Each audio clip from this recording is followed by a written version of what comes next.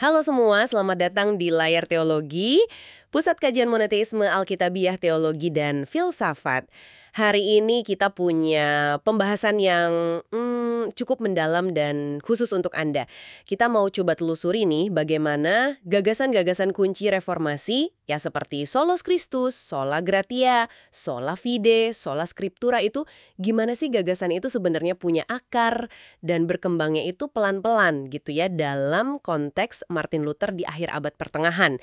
Nah, sumber utama kita kali ini dari buku akademis karya Volker Lepin, seorang pakar yang ya bisa dibilang mengkaji ulang pemikiran Luther. Betul sekali. Jadi misi kita kali ini tuh membongkar sedikit narasi yang populer ya. Soal terobosan reformasi yang seakan-akan muncul tiba-tiba. Sumber ini justru nunjukin gimana konsep-konsep itu munculnya bertahap. Dari mana? Ya dari pemikiran dan spiritualitas abad pertengahan itu sendiri. Nanti kita lihat deh gimana Luther itu ya untuk waktu yang cukup lama sebetulnya adalah tokoh pada zamannya. Bukan ujuk-ujuk beda gitu. Oke, menarik sekali. Mari kita mulai dengan, ya itu tadi, melihat Luther dari kacamata abad pertengahan akhir. Lepin dan juga peneliti lain seperti Obermann, Ham, mereka menekankan ini. Ini agak beda ya, dari pandangan lama yang seringnya fokus ke uniknya Luther saja atau narasi terobosan tadi. Nah, ini yang menarik nih. Luther itu ternyata sangat dipengaruhi oleh spiritualitas mistik.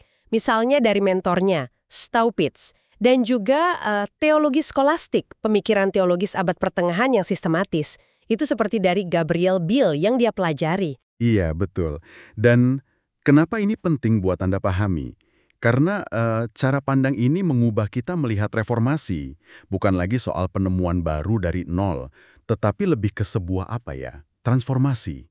Transformasi mendalam dari apa yang memang sudah ada sebelumnya. Jadi ada kesinambungan, tapi ya sekaligus ada perubahan yang cukup radikal.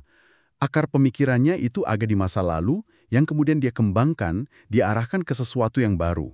Ceritanya jadi lebih kaya kan? Iya, jadi tidak hitam putih ya. Nah, sekarang kita coba bedah slogan-slogan reformasi yang terkenal itu. Sola Lei, Solus Christus, hanya Kristus, Sola Gratia, hanya anugerah, Sola Fide, hanya iman, dan Sola Scriptura, hanya kitab suci. Mungkin Anda mikirnya ini Luther putus hubungan total sama masa lalunya. Tapi Lepin ini nunjukin ada benang merah yang cukup mengejutkan dari abad pertengahan di dalamnya. Gimana tuh? Tepat sekali. Lepin itu berargumen bahwa konsep-konsep ini, meskipun ya akhirnya jadi ciri khas reformasi, tapi awalnya tuh nggak selalu berupa pertentangan yang tajam gitu, dengan pemikiran abad pertengahan. Coba kita ambil contoh Solus Christus. Fokus pada Kristus itu sebetulnya sangat kuat dalam kesalehan di akhir abad pertengahan. Lihat saja nasihat Staupitz ke Luther atau buku populer kayak Imitatio Christi. Itu kan fokusnya ke Kristus banget. Yang baru dari Luther itu bukan fokus pada Kristusnya, tapi gimana dia membingkainya sebagai satu-satunya jalan, solus, dan seringkali dalam kontras dengan praktek-praktek lain pada masa itu. Oke. Jadi penekanannya pada hanya itu yang jadi pembeda? Betul. Nah, fokus pada Kristus ini kan erat kaitannya sama pemahaman anugerah. Ini membawa kita ke sola gratia. Luther memang mendalaminya waktu baca Agustinus, tapi pesan umum bahwa semua bergantung pada anugerah Tuhan, itu ya pesan yang cukup umum lah di abad pertengahan. Langkah Luther yang signifikan itu adalah ketika dia mulai, menghilangkan penekanan pada kontribusi atau usaha manusia. Nah, poin ini nanti dipertegas lagi di Sola Fide. Nah, Sola Fide ini. Jadi ini mungkin yang paling terasa baru ya, pembenaran hanya oleh iman tanpa perbuatan baik diperhitungkan gitu. Ya, bisa dibilang begitu.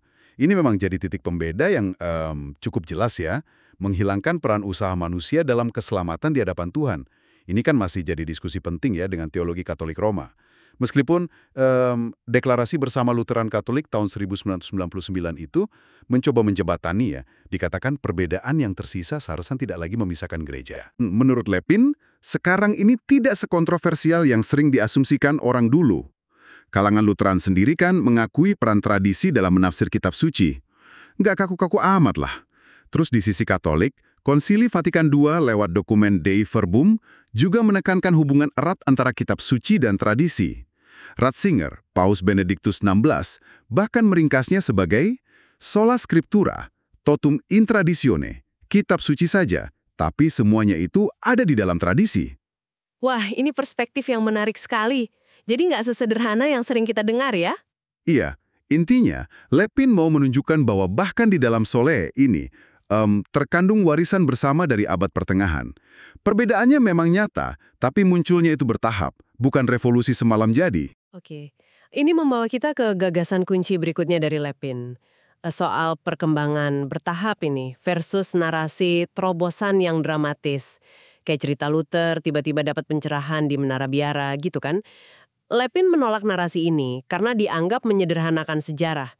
Perkembangan Luther itu ya penuh pergulatan, coba-coba, dan nggak langsung jadi. Sumber kita ini menegaskan, di tahun 1516 itu, ya Luther sendiri pun belum tentu melihat dirinya sebagai reformator. Betul. Dan memahami proses bertahap ini penting untuk Anda, supaya kita terhindar dari cara berpikir teleologis. Apa itu? Yaitu melihat sejarah seolah-olah tujuannya itu sudah pasti dari awal. Dalam kasus ini ya seolah-olah takdirnya memang jadi Luther sang reformator. Justru pemahaman bertahap ini membuat reformasi terasa lebih, mengejutkan. Sebagai proses transformasi dari dalam, bukan pemutusan total yang tiba-tiba. Lepin menyoroti bagaimana perbedaan pandangan yang sebetulnya sudah ada bibitnya di abad pertengahan oleh Luther, dan juga konteks zamannya, itu diubah menjadi pertentangan yang akhirnya memisahkan. Jadi, rangkuman dari pembahasan kita hari ini berdasarkan sumber Lipin, gagasan-gagasan inti reformasi, termasuk sola itu, ternyata punya akar yang kuat di pemikiran dan spiritualitas abad pertengahan. Semua itu berkembang secara bertahap, pelan-pelan, bukan muncul begitu saja.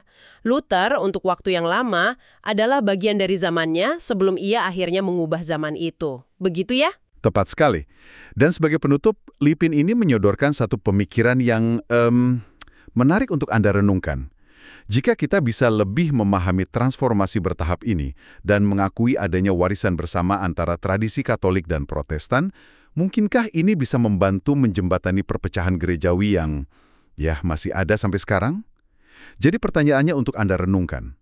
Bagaimana sih pengakuan akan akar bersama ini dapat mengubah cara kita memandang perpecahan historis dan juga masa depan hubungan antar gereja? Terima kasih saudara-saudara. Sampai jumpa di video dan live streaming berikutnya. Tuhan Yesus memberkati kita semua.